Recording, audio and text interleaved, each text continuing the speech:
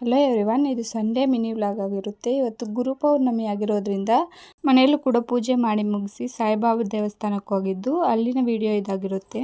ಇವತ್ತೊಂದು ವಿಶೇಷ ದಿನ ಆಗಿರೋದ್ರಿಂದ ದೇವಸ್ಥಾನದಲ್ಲೂ ಕೂಡ ತುಂಬ ಜನ ಇದ್ರು, ಫುಲ್ ರಶ್ ಇತ್ತು. ದೇವಸ್ಥಾನನ ತುಂಬ ಚೆನ್ನಾಗಿ ಅಲಂಕಾರ ಮಾಡಿದ್ದಾರೆ. ದೇವರನ್ನ ನೋಡೋಕ್ಕಂತೂ 2 ಕಣ್ಣು ಸಾಲದು ಅಂತ ಹೇಳ್ಬೋದು, ಅಷ್ಟೊಂದು ಚೆನ್ನಾಗಿತ್ತು ನೋಡೋಕ್ಕೆ. ನಾವು ಪ್ರತಿ ಗುರು ಪೌರ್ಣಿಮೆಗೂ ತಪ್ಪದೆ ಸಾಯಿಬಾಬಾ ಟೆಂಪಲ್ಗೆ ಹೋಗ್ತೀವಿ. ಈ ದಿನ ಸಾಯಿಬಾಬಾ ದರ್ಶನ ಮಾಡೋದ್ರಿಂದ ತುಂಬ ಒಳ್ಳೆಯದಾಗುತ್ತೆ ಅಂತ ಹೇಳ್ತಾರೆ. ಇದಾದಮೇಲೆ ಆರತಿ ದರ್ಶನ ಎಲ್ಲ ಮುಗಿಸ್ಕೊಂಡು ಆಚೆ ಹೋಗುವಷ್ಟಿಗೆ 1 hour ಆಯಿತು, ತುಂಬ ರಶ್ ಇದ್ದಿದ್ದರಿಂದ.